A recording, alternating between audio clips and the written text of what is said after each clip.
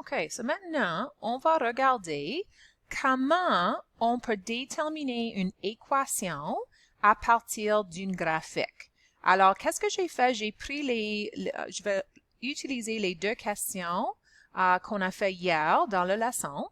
Alors, imaginez ce fois ici qu'on ne sait pas l'équation. Alors, j'ai couvert l'équation en haut ici, mais j'ai la table de valeurs et j'ai la graphique. OK? So, si je regarde la graphique, je remarque que c'est une ligne droite, alors c'est une relation linéaire, ça augmente. OK?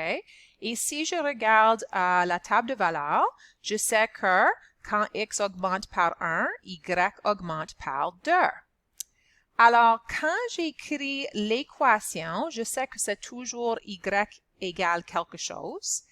Et le coefficient numérique, je sais, est toujours comment l'y diminue ou augmente. Dans ce cas ici, ça augmente par 2.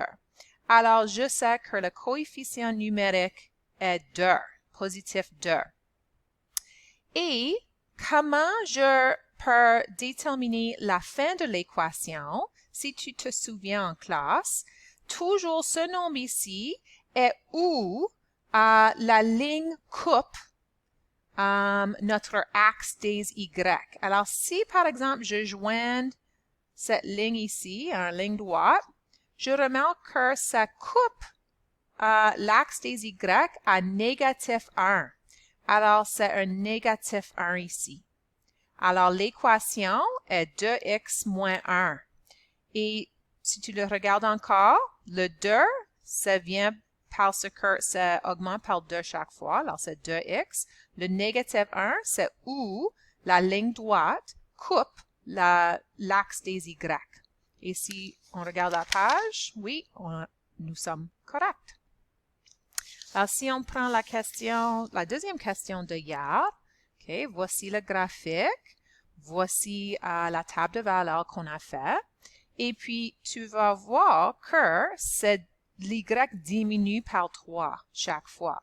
Alors, l'équation sera y égale négatif 3x, ce fois ici, parce que le coefficient numérique est comment l'y fonctionne, si ça augmente ou diminue. Puis la deuxième partie de l'équation, je dois regarder si j'ai une ligne droite ici, où est-ce que ça coupe l'axe des Y. Ça coupe à positif 1. Alors, j'écris positif 1 là. Et si je regarde, c'est bien. OK? Ça, c'était l'équation. Alors, c'est ça comment vous pouvez écrire l'équation s'il te donne une graphique et une table de valeurs. Même s'il ne te donne pas la table de valeurs, vous pouvez créer votre propre table de valeurs en regardant les points de votre graphique. Alors ici, c'est 0, 1. Alors, c'est 0, 1. Puis 1, négatif 2. Alors, vous pouvez faire votre propre table de valeurs en regardant la graphique. Alors, les questions que je vous donne aujourd'hui, c'est une combinaison. Je te donne un graphique. Je te donne aussi une table de valeurs qui est partiellement remplie. Alors, il y a des trous que tu dois remplir. Et puis, vous allez déterminer l'équation à partir de votre graphique et table de valeurs. Bonne chance tout le monde!